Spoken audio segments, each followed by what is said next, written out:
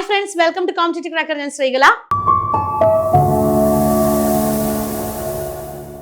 August 2-ാം തീയതിയാണ് നമ്മുടെ set exam നടക്കാൻ പോകുന്നത് അല്ലേ. സോ ഈ വീഡിയോ എടുക്കുന്ന ഒരു സമയം വെച്ച് നോക്കുവാണെങ്കിൽ ഏകദേശം നമ്മുടെ മുന്നിൽ ഇനിയുള്ളത് 16 ദിവസമാണ് എക്സാമിനുള്ളത്. അപ്പോൾ കുട്ടികളൊക്കെ ചോദിക്കാറുണ്ട്, NVHSCക്ക് മുമ്പുള്ള ലാസ്റ്റ് സെറ്റ് എക്സാം ആണ്, ഇനി പഠിച്ചാൽ ഇത് കിട്ടുമോ, ഈ ഒരു 16 ദിവസം നമുക്ക് എന്ത് ചെയ്യാൻ പറ്റുമെന്ന്. ഉറപ്പായിട്ടും ഇനിയുള്ള ദിവസം കൃത്യമായിട്ട് ഉപയോഗിക്കുകയാണെന്നുണ്ടെങ്കിൽ നിങ്ങൾക്ക് വരാൻ പോകുന്ന സെറ്റ് എക്സാം ക്രാക്ക് ചെയ്യാം. എങ്ങനെയാണോ നമുക്കൊന്ന് നോക്കാം. സോ മുന്നിലുള്ളത് 15 ദിവസമാണ് എന്ന് മാത്രമാണ് നമ്മൾ ചിന്തിക്കുന്നത്. എത്ര മണിക്കൂറുകൾ നമ്മുടെ മുന്നിലുണ്ട് അല്ലെ? ആ മണിക്കൂറുകളെ മാത്രം നമുക്ക് കാണാം, ദിവസത്തിന്റെ കണക്കിനെ നമ്മൾ ചിന്തിക്കേണ്ട. 15 ദിവസമേ ഉള്ളൂ എന്നല്ല, 15 ദിവസം ഉണ്ട്. 15 × 24 മണിക്കൂറുകൾ നമുക്കുണ്ട് അല്ലെ. സോ ഈ ഒരു രീതിയിൽ തന്നെ നമുക്ക് ഇതിനെ സമീപിക്കാം. നമുക്ക് നോക്കാം എങ്ങനെ ഇനി വരുന്ന 15 ദിവസങ്ങളിലേക്ക് നമ്മളുടെ പഠനത്തെ അല്ലെങ്കിൽ നമ്മുടെ ഷെഡ്യൂളിനെ നമുക്കൊന്ന് ക്രമീകരിക്കാം എന്ന് നോക്കാം. ഓക്കെ, സോ ആദ്യം തന്നെ നമുക്ക് നമ്മുടെ സിലബസിന്റെ ഒരു ടോട്ടൽ കവറേജ് ഒന്നും പോസിബിൾ അല്ല. ടു ബി വെരി ഓണസ്റ്റ്, സെറ്റിന്റെ സിലബസ് വളരെ വാസ്റ്റ് ആണ്. അപ്പൊ അത് മുഴുവൻ കവർ ചെയ്യുക എന്ന് പറയുന്ന ഒരിക്കലും പോസിബിൾ ആയിട്ടുള്ള ഒരു കാര്യമല്ല. പക്ഷേ ഈ ഒരു ഏതൊരു എക്സാമിനുള്ളത് പോലെയും സെറ്റ് എക്സാമിന് എന്തുണ്ട്, ഫോക്കസ് ഏരിയാസ് ഓരോ മോഡ്യൂളും എത്രത്തോളം ഉണ്ട് എന്നുള്ളത് ഐഡന്റിഫൈ ചെയ്ത് അതിൽ നിന്നുള്ള ചോദ്യങ്ങൾ കണ്ടെത്തി പഠിക്കുക എന്നുള്ളതാണ് ഇനിയുള്ള ദിവസം നമ്മൾ ചെയ്യേണ്ടത്. അപ്പൊ ആദ്യം തന്നെ നോക്കുകയാണെന്നുണ്ട് എങ്കിൽ നമുക്ക് നമ്മുടെ ഡേ 1ലേക്ക് പോവാം. ഡേ 1 എന്ന് പറയുമ്പോൾ നമ്മൾ ബേസിക് ആയിട്ടുള്ള, അതായത് നമ്മുടെ ഫൗണ്ടേഷൻ സയൻസസ്, സോഷ്യൽ സയൻസ് എന്ന് പറയുന്ന ബേസിക് ആയിട്ടുള്ള ഭാഗം. അവിടെ എന്തൊക്കെ വരുന്നുണ്ട്? Basic high school level concepts in physics, chemistry, biology, maths, statistics, essential topics in economics, history, geography and the Indian constitution. So ഈ ചോദ്യങ്ങളുടെ പ്രത്യേകത എന്ന് പറയുന്നത്, ഈ ഒരു സെറ്റ് എക്സാം എഴുതിയിട്ടുള്ളവർക്കറിയാം, ഏകദേശം 60 മാർക്കിനോടടുത്ത് ഈ ഭാഗങ്ങൾ വരുന്നുണ്ട്. സോ ഈ 60 മാർക്കിനുള്ളിൽ വരുന്ന ഭാഗങ്ങളാണ്, അതായത് നമ്മുടെ ടോട്ടൽ 120 മാർക്കിൽ 60 മാർക്ക് നമ്മുടെ സൈക്കോളജി ഭാഗം പോവുകയാണ്. സൈക്കോളജി, ടീച്ചിങ് മെത്തഡോളജി ഒക്കെ പോകുമ്പോൾ പിന്നെ വരുന്ന 60 മാർക്കിൽ പെടുന്ന ഭാഗങ്ങളാണ് ഇത്. ഒരുപാട് PSC എക്സാംസിലൊക്കെ ചോദിച്ച ക്വസ്റ്റ്യൻസ് ഇവിടെ വരാറുണ്ട്. എന്നാൽ ഈ ഒരു 60 മാർക്ക് എന്ന് പറയുന്നത് ഭയങ്കര വാസ്റ്റ് ആണ്. സോ ഇതിനെ പിക്ക് ചെയ്ത് പഠിക്കുക എന്നുള്ളതാണ് ഇനിയുള്ള ദിവസങ്ങളിൽ നമ്മൾ ചെയ്യേണ്ടത്. എങ്ങനെ പിക്ക് ചെയ്ത് പഠിക്കണം? ഇതിന് പ്രീവിയസ് ഇയർ ക്വസ്റ്റ്യൻ പേപ്പറിനെ ബേസ് ചെയ്ത് ഫോക്കസ് ഏരിയാസ് ഐഡന്റിഫൈ ചെയ്യാം. ഞാൻ വീണ്ടും പറയുന്നു, പ്രീവിയസ് ഇയർ ക്വസ്റ്റ്യൻ പേപ്പർ മാത്രം ചെയ്യുക എന്നുള്ളത് ഒരിക്കലും ഇവിടുത്തെ ഒരു സ്ട്രാറ്റജി അല്ല. പ്രീവിയസ് ഇയർ ക്വസ്റ്റ്യൻ പേപ്പേഴ്സിനെ ബേസ് ചെയ്ത് എന്ത് ഐഡന്റിഫൈ ചെയ്യണം? ഫോക്കസ് ഏരിയാസ് ഐഡന്റിഫൈ ചെയ്ത് വേണം നമ്മളിവിടെ പ്രിപ്പയർ ചെയ്യാനായിട്ട്. സോ നമ്മളുടെ ഡേ 1 ഞങ്ങളിപ്പോൾ നമ്മുടെ കുട്ടികൾക്ക് കൊടുക്കുന്ന 50 ഡേ എക്സ്റ്റെൻസീവ് പ്രോഗ്രാമിൽ നമ്മൾ ഡേ 1 കവർ ചെയ്യുന്നത് ഈ പറയുന്ന നമ്മളുടെ ഭാഗങ്ങളാണ്. നമ്മുടെ foundation sciences and social science ഭാഗങ്ങളാണ്. Day 2 humanities and Kerala studies, അതായത് major art forms, cultural heritage, historical landmarks of India, അതുപോലെ തന്നെ focus on regional social reform movements, prominent historical leaders, development models, ഇതിനെക്കുറിച്ചൊക്കെ ബേസിക് ആയിട്ടുള്ള കാര്യങ്ങൾ അല്ലെങ്കിൽ ചോദ്യം വരുന്ന ഏരിയാസ് ഐഡന്റിഫൈ ചെയ്ത് PYQ അതിനോടൊപ്പം തന്നെ ഇൻക്ലൂഡ് ചെയ്തിട്ടുള്ള ഒരു പഠനമാണ് ഡേ 2 നമ്മൾ ഉദ്ദേശിക്കുന്നത്. ഡേ 3 തീർച്ചയായിട്ടും ലാംഗ്വേജ് ആൻഡ് റീസണിങ് അല്ലെ. ലാംഗ്വേജ് ആൻഡ് റീസണിങ്ങിന്റെ പ്രത്യേകത എന്താണ്? ഈ മാർക്ക് നമുക്ക് എളുപ്പത്തിൽ സ്കോർ ചെയ്യാൻ പറ്റുന്ന മാർക്കാണ് അല്ലെ. ബേസിക്കലി നമ്മൾ പല എക്സാംസിനും പഠിക്കുന്ന ഭാഗമായിരിക്കും.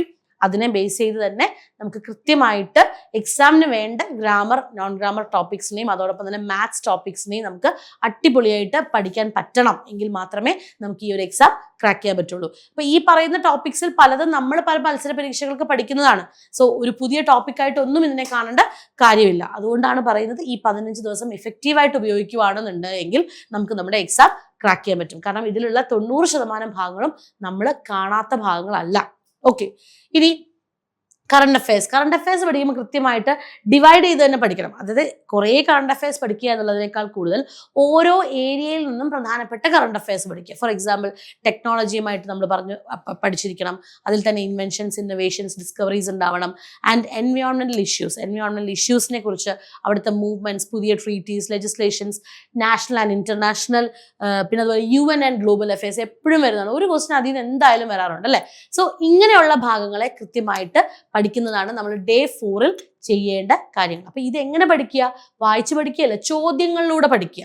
അതാണ് നമ്മൾ അവിടെ ശ്രദ്ധിക്കേണ്ട കാര്യം. നമ്മുടെ ഡേ 5 വരുന്ന കറണ്ട് അഫയേഴ്സ്, അതുപോലെ തന്നെ GK. കറണ്ട് അഫയേഴ്സ് എന്ന് പറയുന്നത് നമ്മുടെ ഇന്ത്യൻ കോൺസ്റ്റിറ്റ്യൂഷൻ ആൻഡ് റീസെന്റ് ലെജിസ്ലേഷൻസും, right to information and right to education, events, persons award, sports, games, culture, ഇങ്ങനെയുള്ള ഭാഗങ്ങളുമായി ബന്ധപ്പെട്ടിട്ടുള്ള കറണ്ട് അഫയേഴ്സ് നിർബന്ധമായിട്ട്, പ്രത്യേകിച്ച് അവാർഡ്സും റെക്കഗ്നീഷൻസും ഒക്കെ പഠിക്കാതെ വിടരുത്. ഓക്കെ, സോ ഇത് വളരെ ഇമ്പോർട്ടൻ്റ് ആണ്.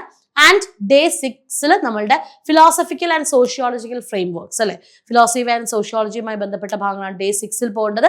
ഡേ 7 വീണ്ടും സൈക്കോളജിക്കൽ ഫൗണ്ടേഷൻസ്, വെരി ഇമ്പോർട്ടൻറ്റ്. കാരണം ഇതെല്ലാം നമ്മുടെ അടുത്ത ഒരു 60 മാർക്കിലേക്ക് വരുന്നതാണ്. നമ്മുടെ സൈക്കോളജി, ഫിലോസഫി, മെത്തഡോളജി, ഇതെല്ലാം വീണ്ടും നമുക്കൊരു 60 മാർക്സിന് വെയിറ്റേജ് ഉള്ള എക്സ്ക്ലൂസീവ് ഏരിയാസ് ആണ് ഈ പറയുന്ന ഭാഗങ്ങളെല്ലാം തന്നെ.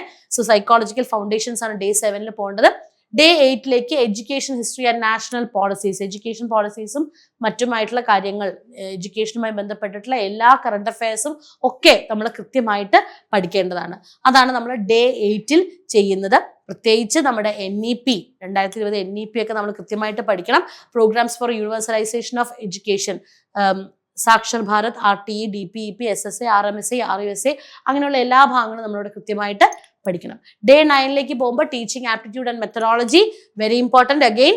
And day 10 learning process and evaluation tools, അതും വളരെ ഇമ്പോർട്ടൻ്റ് ആണ്. നിങ്ങൾക്ക് ഒന്ന് ബ്രഷപ്പ് ചെയ്താൽ കിട്ടുന്ന ഭാഗങ്ങൾ മാത്രമാണ്, അല്ലാതെ ഇതിനകത്ത് ഒരുപാട് എഫേർട്ട് ഒന്നും നമ്മൾ ഇടേണ്ട ആവശ്യമില്ല. ഇനി ഡേ 11 പോകുമ്പോൾ communication skills and research methodology അവിടെ വരുന്നുണ്ട്. ഡേ 12 പോകുമ്പോൾ ICT സ്കൂൾ അഡ്മിനിസ്ട്രേഷൻ, വളരെ ഈസി ആയിട്ട് ഒരൊറ്റ വായനയിൽ നിങ്ങൾ പറ്റില്ല എന്ന് വിചാരിക്കുന്ന ഭാഗങ്ങളായിരിക്കാം, പക്ഷെ കൃത്യമായി ചോദ്യങ്ങളിലൂടെ നിങ്ങൾക്ക് പഠിക്കാൻ പറ്റുന്ന ഭാഗമാണ് ഡേ 12 എന്ന് പറയുന്നത്. ഡേ 13 to 14 നമ്മൾ ചെയ്യുന്നത് PYQസും മോക്ക് എക്സാംസും ആണ്. അപ്പൊ ഈ ഒരു 15 ദിവസം കൊണ്ട് കുട്ടികളെ കൊണ്ട് മിനിമം ഒരു 10 ജനറൽ പേപ്പറിനെ ബേസ് ചെയ്തിട്ടുള്ള ക്വസ്റ്റ്യൻസും 5 സബ്ജക്ട് പേപ്പറിനെ ബേസ് ചെയ്തിട്ടുള്ള മോക്ക് എക്സാംസും. അപ്പൊ ഈ മോക്ക് എക്സാംസിൽ നിന്ന് മാത്രം നിങ്ങളിലേക്ക് എത്ര ചോദ്യങ്ങൾ വരുന്നു, ഈ ചോദ്യങ്ങൾ കൃത്യമായിട്ട് അനലൈസ് ചെയ്ത് ഫാക്ട് ബേസ്ഡ് ആയിട്ട് പഠിക്കുക എന്നുള്ളതാണ് നമ്മളിവിടെ എടുക്കേണ്ട സ്ട്രാറ്റജി. വായിച്ച് പഠിച്ച് അങ്ങനെയല്ല, ചോദ്യങ്ങളിലൂടെ നിങ്ങളുടെ പഠനം മുന്നോട്ട് കൊണ്ടുപോവുക. ഓക്കെ, അതാണ് അവിടെ ചെയ്യേണ്ടത്. ഇനി ഡേ 14 ആകുമ്പോഴത്തേക്കും നമുക്ക് കുറച്ച് കാര്യങ്ങൾ മനസ്സിലാവും അല്ലെ, എവിടേക്കോ നമുക്ക് കുറച്ച് മിസ്സിങ് വന്നിട്ടുണ്ട്, സ്വാഭാവികമായിട്ടും എല്ലാവർക്കും മനസ്സിലാവും. ആ മിസ്സിങ് ആയിട്ടുള്ള ഭാഗങ്ങളെ ഐഡന്റിഫൈ ചെയ്യുക, അതായത് ഗ്യാപ്പ് ഐഡന്റിഫൈ ചെയ്യുക. അതനുസരിച്ച് നിങ്ങളുടെ പഠനത്തിൽ എന്തെങ്കിലും ഏറ്റക്കുറവുകൾ ഉണ്ട് എങ്കിൽ അത് ക്ലിയർ ചെയ്യുക. ഇതാണ് നമ്മൾ ഡേ 14 ചെയ്യുന്നത്. ആൻഡ് ഫൈനൽ വെരിഫിക്കേഷൻ ഡേ 15 നിങ്ങളൊന്ന് റിവൈസ് ചെയ്യുക.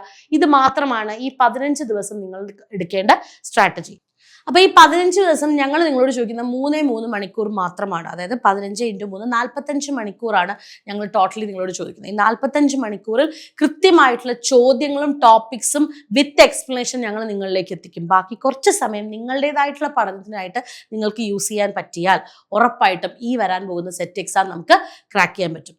മറക്കരുത്, NVHSC മുമ്പായിട്ടുള്ള ലാസ്റ്റ് സെറ്റ് എക്സാം ആണ്. HSST എഴുതാത്തതിന്റെ കാരണം കൊണ്ട് നമുക്ക് ചെറിയ ചെറിയ വിഷമങ്ങളൊക്കെ ഉണ്ടായിട്ടുണ്ട് അല്ലേ. സോ അതെല്ലാം ഓവർകം ചെയ്യാനുള്ള സമയമാണ്. കോമ്പറ്റേറ്റീവ് ക്രാക്കറിന്റെ 15-day ടർബോ ബൂസ്റ്റർ ബാച്ച് നമ്മൾ സ്റ്റാർട്ട് ചെയ്തിട്ടുണ്ട്. ഒത്തിരി ഉദ്യോഗാർത്ഥികൾ ഇതിനോടൊപ്പം തന്നെ നമ്മളോടൊപ്പം ജോയിൻ ചെയ്തിട്ടുണ്ട്. ആരെങ്കിലും ഇതിനെക്കുറിച്ച് അറിയാനുണ്ട്, ജോയിൻ ചെയ്യാനുണ്ടെങ്കിൽ എത്രയും പെട്ടെന്ന് ജോയിൻ ചെയ്യുക. 15 ദിവസം 45 മണിക്കൂർ, 15 mock exams, exclusive live session, personal mentor support, workout, അങ്ങനെ എല്ലാം. ഇനിയുള്ള ദിവസം സെറ്റ് നേടാൻ ഇതിനേക്കാൾ ഉപരി നമുക്കൊന്നും ചെയ്യാനില്ല. അല്ലെങ്കിൽ നമ്മൾ തന്നെ ഇരുന്നാൽ ചെയ്യുന്നതിനേക്കാളും എത്രയോ ഇരട്ടി ഈ ഒരു ബൂസ്റ്റർ പ്രോഗ്രാമിലൂടെ കോമ്പറ്റേറ്റീവ് ക്രാക്കർ നിങ്ങളിലേക്ക് എത്തിക്കാൻ സാധിക്കും. സോ നമ്മുടെ ബൂസ്റ്റർ പ്രോഗ്രാമിനെ കുറിച്ചുള്ള കൂടുതൽ വിവരങ്ങൾ അറിയാനായിട്ട് നമ്മുടെ ബോർഡ് നമ്പർ 9746455514 കോൺടാക്ട് ചെയ്യുക. ഈ വീഡിയോ നിങ്ങളുടെ സുഹൃത്തുക്കളിലേക്കൊക്കെ എത്തിക്കുക. അതോടൊപ്പം തന്നെ ഈ ചാനൽ ആദ്യമായിട്ടാണ് കാണുന്നതെങ്കിൽ സബ്സ്ക്രൈബ് ചെയ്യുക. CC ലേണിംഗ് ആപ്പ് ഡൗൺലോഡ് ചെയ്യുക. നിങ്ങളിലേക്ക് ഒരുപാട് അപ്ഡേറ്റ് ഞങ്ങളുടെ ആപ്പിലൂടെ നിങ്ങളിലേക്ക് എത്തുന്നതാണ്. ആൻഡ് വീണ്ടും നമുക്ക് കാണാം മറ്റൊരു വീഡിയോയിലൂടെ. Thank you.